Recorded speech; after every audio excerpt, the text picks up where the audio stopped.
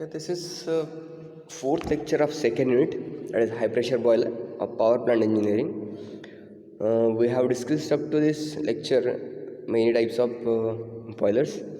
Let's or we also have seen what is FBC and what are the advantage or what is the need of FBC. Now let's see today some type of FBC, and one more topic will be remaining, that is uh, boiler that is Indian boiler specification. So after this finishing these two topics, we will be at the end of our second unit. Let's start with this FBC, that is fluidized bed combustion system. Atmospheric fluidized bed. Okay, let's see first type of FBC. Two basic type are there: atmospheric and another is pulverized fluid bed combustion. Okay, now first one is atmospheric basic fluid, classic fluidized bed combustion system, that is AFBC. Atmospheric fluidized bed are limestone or dolomite to capture sulfur released by combustion of coal. Jets of air suspend the mixture of sorbent and burning coal during combustion, converting the mixture into a suspension of red hot particles that flow like a fluid. These boilers operate at high atmospheric pressure. Again, these are subdivided into bubbling fluidized bed combustion and circulating fluidized bed combustion system. Pressurized fluidized bed combustion systems are the first generation PFBC system, also used as a sorbent and jets of air to suspend the mixture of sorbent and burning coal during combustion. However, this system operates at elevated pressure and produces a high pressure gas stream at temperature that can drive a gas turbine. Steam generated from the heat in the fluidized bed is sent to steam turbine, creating a highly sufficient combined cycle. Okay, now various arrangement in this atmospheric classic fluidized bed combustion. In AFBC, that is atmospheric fluidized bed combustion system, coal is crushed in a size of 1 to 10 millimeter depending on the rank of coal, type of fuel feed and fed into the combustion chamber. The bed consisting of about 97% limestone or inert material and 3% burning fuel, the atmospheric air, which acts as both the fluidized air and combustion air, is delivered to a pressure the bottom of the combustion chamber and flows through the bed after being preheated by the exhaust flue gases. The velocity of fluidized air is in the range of 1.2 to 3.7 meter per second. The rate at which air is blown through the bed determines the amount of fuel that can be reacted. The bed temperature is controlled by heat transfer tubes immersed in the bed and by varying the quantity of coal in the bed. As the coal particle size reduced result in combustion or attrition, the particles are ejected from the bed and carried out the combustor. The portion of the particle ejected from the bed are collected by a cyclone or multi-cyclone collector downstream of the convection pass and return to the bed to improve combustion efficiency. Then you can see here this figure or fluidized bed combustor. You can see here air blower is here, which is blowing at the bottom, air blowing at the bottom. One more thing, the limestone, which is 97%, and 3% our coal, which is grind to the size of 1 to 10 millimeter, and which is fed to the bed of this combustion chamber, and then it is combusted so as to give this high temperature or superheated steam. Okay, you can see over here, this is okay, this is called as fluidized bed. Okay, next one is the bed depth is usually 0.5 meter to 1. 5 meter deep, and the pressure drop average about 1 inch of water per inch of bed depth. The combustion gases pass over the superheated section of the boiler, flow past economizer, the dust collector and the air preheater before being exhausted to atmosphere. The main special feature of this is the constraint imposed by the relative narrow temperature range within which the bed must be operated. With the cool, there is a risk of clinker formation in the bed if the temperature exceeds 950 degrees Celsius, and loss of combustion efficiency if the temperature falls below 800 degrees Celsius. That means we must strictly maintain the temperature of FBC is around or between 800 to 950 degrees Celsius, because beyond that 950 degrees Celsius, melting of the that limestone or limestone will occur, and which will clog over there and reduce the combustion reduce the combustion efficiency as well as heat transfer it, so it will be harmful for the operation of this boiler. Let's see atmospheric blade combustor. In an AC,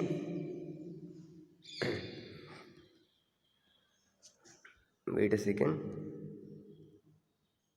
combustor.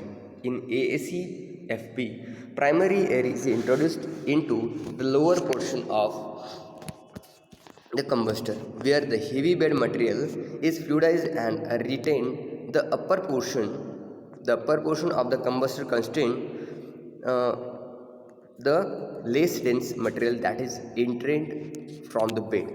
Secondary air typically is introduced at higher level in the combustor to ensure complete combustion of and to reduce NOx emission. The burn gases generated in the combustion furnace moves upward with a some particle of solid inventory. Then entrained these entrained solid are separated from the combustion of burn gases in hot cyclone separator or in mechanical particle separator, and are continuously returned back to the combustion chamber. The combustion chamber of CFB unit consists of membrane type welded water walls to provide most of the evaporative boiler surface.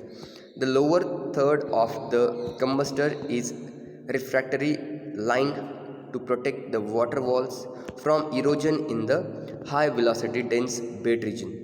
Various CFB design uses external heat exchangers with which are unfired dense BFB unit that extract heat from solid collect by the dust collector before it is returned to the combustor. The external heat exchanger are used to provide additional evaporative heat transfer surface as well as superheat and reheat surface. Then you can see the diagram of atmospheric circulating bed combustor. Okay, atmospheric circulating, that means there is no any fan or blower. Okay, see here, combustion air is coming from here,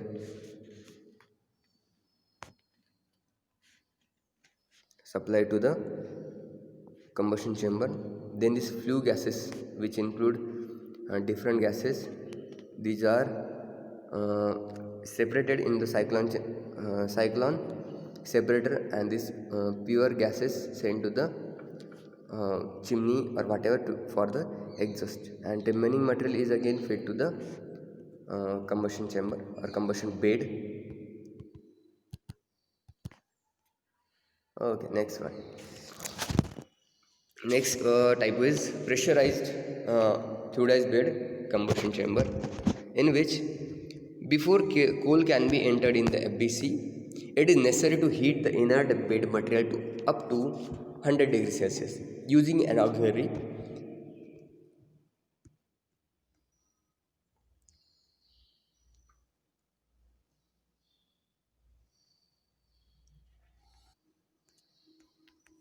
Okay, next one, improved fluidized quality of for FBC, PFBC, that is pressurized fluidized bed combustion boiler occur because The higher pressure brings about a reduction in bubble size.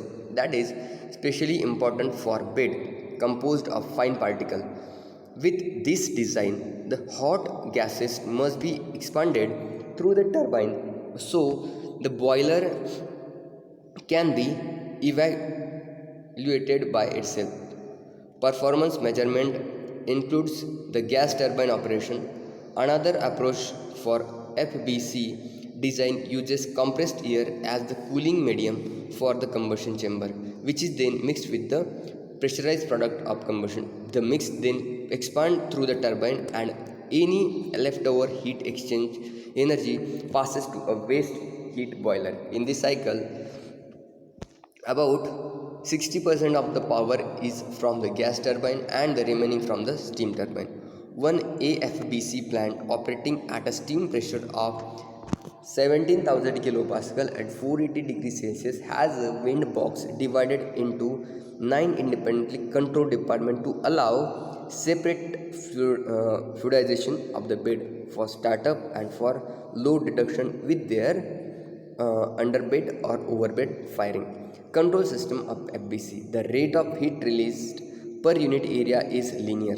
Function of velocity of gas in a bed. Higher the velocity, larger amount of heat release. As size of fuel particle increased, then velocity is to be increased so that particle will not enter in the gas, and as size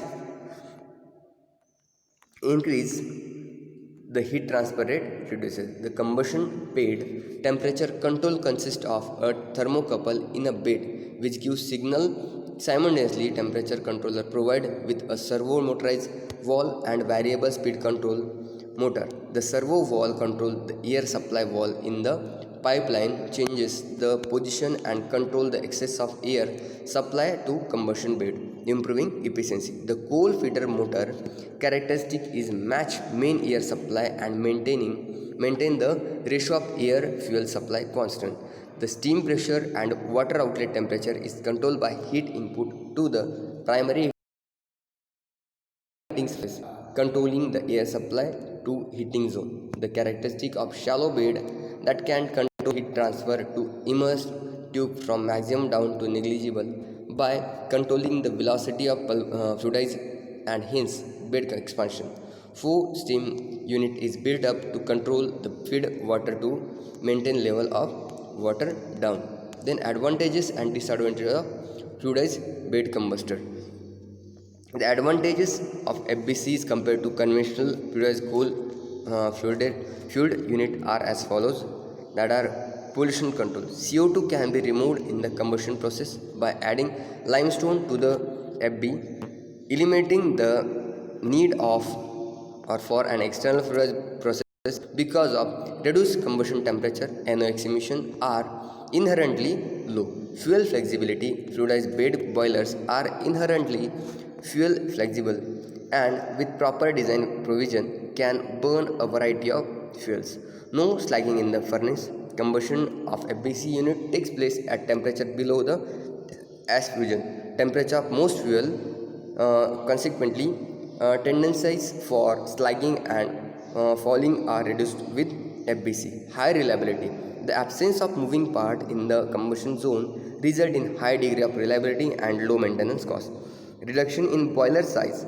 The heat transfer rate is high over a small heat transfer area immersed in the bed, result in overall size reduction of the boiler. Now let's see some more point. Low corrosion and erosion. The corrosion and erosion effect are less because of lower combustion temperature, softness of ash and low particle velocity. Quick startup. Due to high turbulence of the bed facilitates quick startup and shutdown. Smaller plant size. The plant is smaller due to the high heat transfer rate in the furnace and the absence of wet exhaust gas scrubbing equipment. Disadvantage. High power requirement for combustion air. For a given boiler output, an FD fan on an FBC unit might require 225 kW versus 75 kW for a stoker fired system. Carryover, that is gradual loss of fluidized bed include the fuel particle, resulting in lower efficiency and higher cost dust collector. Okay, let's see Indian Boiler Regulation Act. IBR is Indian Boiler Regulation, which was created in 15 September 1950 in exercise of the powers conferred by Section 28-29 of the Indian Boiler Act. The Indian Boiler Act was formed in 1923, 23rd February, to consolidate and aimed to law relating to steam boiler. Steam boiler under IBR means by closed vessel exceeding 22.75 liter in capacity and which is used expressively for generating steam under pressure and include any mounting or other fitting attached to such vessel which is wholly or partly under pressure when the steam is shut off. Steam pipes. IBR steam pipes means any pipe through which steam passes from the boiler to a prime mover or other user or both if pressure at which steam passes through such pipes exceeds 3.5 kg per centimeter square above atmospheric pressure or such pipe exceeds 254 mm in internal diameter and include in either case any connected fitting of a steam pipe. Registration of a new boiler. The owner of any boiler which is not registered under the provision of this act may apply to the inspector to have the boiler registered. Every such application shall be accompanied by prescribed fee. On receipt of an application under subsection, the inspector shall fix a date within 30 days or such shorter period as may be prescribed from the date of the receipt for the examination of the boiler and shall give the owner thereof not less than 10 days notice of the date so fixed. On the side that date, the inspector shall proceed to measure and examine the boiler and to determine in the prescribed manner and maximum pressure, if any, at which such boilers may be used and shall report the result of examination to the chief inspector in the prescribed form. Then the chief inspector on receipt of the report may register the boiler and assign a register number there to either forth with or after satisfying himself that any structural alteration, addition or renewal which he may deem necessary has been made in or to be boiler or any steam pipe attached or refuse to register the boiler, provided that where the chief inspector refuses to register a boiler, he shall forthwith communicate his refusal to the owner of the boiler together with the reason therefore. The chief inspector shall, on registering the boiler, order the issue to the owner of a certificate in the prescribed form authorizing the use of the boiler for a period not exceeding 12 months at a pressure not exceeding such maximum pressure as he thinks fit and as in accordance with the regulation made under this act. The inspector shall forthwith convey to the owner of boiler the order of the chief inspector and shall in accordance therewith issue to the owner any certificate of which the issue has been ordered and where the boiler has been registered.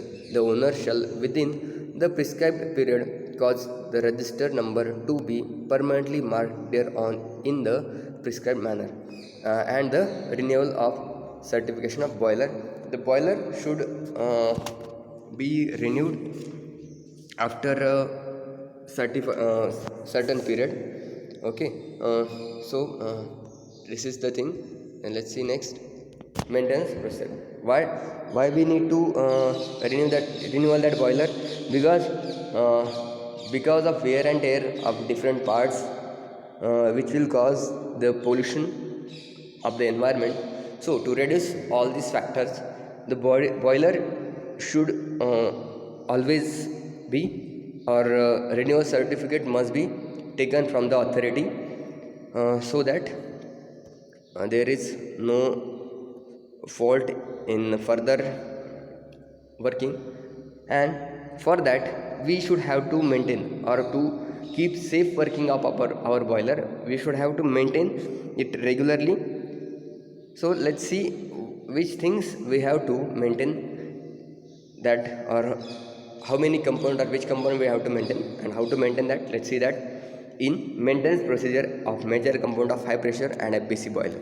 Proper operation and maintenance of boiler and its distribution system can save significantly on energy bills, since many boiler systems operate at an average efficiency of only 65 to 75%. In general, the check should include analysis of firing rate, fuel draft, air fuel ratio, stack temperature, combustion air setting, flue carbon dioxide and oxygen reading, and control calibration. Washing out the boiler. In every 3 months of operation, boiler should be shut down, drained, opened up, flushed out with high pressure hoses and inspected. Thereafter, this procedure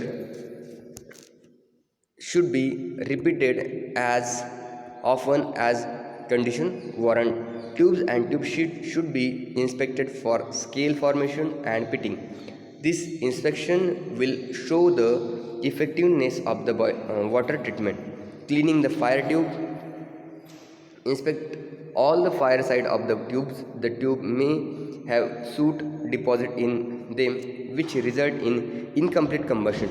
If the soot particle observed, then they must be cleaned. Tube cleaning is done by opening the front and rear doors and brushing the tube from either end. Remove all loose soot and accumulations of sediments.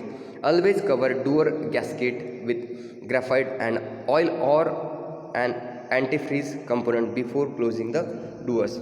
This makes the door easier to open for future cleaning. Refractory maintenance. Check the refractory construction of the boiler. Open and cleaning regularly. Wash and coat the refractory with a diluted heat resistant cement to prolong its life. Joints and cracks should be faced with the cement as well, otherwise extensive damage can occur. If a segment of linear liner become burned out or broken, replace them with the same kind of material. If general deterioration of the refractory becomes apparent, it will be necessary to replace with refractory. Check boiler insulation, refractory brick work and boiler casing for hot spot and air leaks. Repair and seal as necessary. Replace boiler door gasket if they do not provide a tight seal. Then pressure maintenance. Maintain the lowest steam pressure that is adequate to meet space heating or process demand. Reduce steam pressure during low demand period where high pressure steam is required for turbine or other process which operate only a portion of the year. Reduce the system steam pressure for the rest of the year. Shut down boiler when their heating function is unneeded, but don't cut back heating level in areas where there is a possibility that freezing damage could result. Boilers that are shut down should be properly drained and drained out to prevent the possibility of freezing or corrosion. Now, next one is burner maintenance. Burner maintenance flame regularly during operation. A symmetrical flame is a good indicator of a clean burner. A distorted flame is indication of a dirty burner. Gas burner rarely cause problem and should not require cleaning and inspection more than once a year. Oil burner should be cleaned periodically. For burner cleaning, first clean the oil burner, remove the burner assembly from the front of the boiler, dismantle the burner nozzle and clean it thoroughly. Then following the manufacturer direction. Lubrication in boilers. Boiler equipped with pump and fan motors are pre-lubricated bearing, seed bearing or standard ball bearing depending on the type of boiler. There may be fuel pump, makeup water pumps, circulating pump and fresh air fans, each with an individual motor and drive that may require lubrication. The fresh air dampers may also require lubrication. Seed bearing generally does not require additional lubrication for 3 years or more. Standard bearing normally require lubrication once a year, followed the manufacturer's recommendation as to the frequency of lubrication and lubricant required. Outdoor temperature. When outdoor temperature are moderate, switch boiler control to manual low fire setting. The boiler will operate longer between cycle and at a higher overall efficiency. Shut one boiler down during mild weather it to improve operating efficiency. Okay, so this was about Indian Boiler Regulation Act, and then about its maintenance. So in this way, we have come to end of this unit, which was high pressure boiler. Okay, so study all these notes that I have provided you. Okay, so today we'll stop here. Thank you.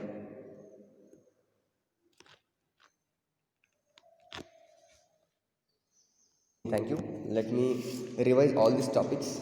Okay, remind you which things we have discussed up to this. Okay, in the high pressure boiler we have seen its classification depending on pressure and other things. First one was Lamont boiler, then Benson, then another one was Zeifler boiler, then Velox boiler, Hartmann's boiler, and also seen some fluidized bed combustion. Two types were there. One was atmospheric air, another was pressurized FBC. Then we have discussed about its advantages and disadvantages, and finally this Indian Boiler Regulation Act and the maintenance procedure of the boiler. Okay, thank you.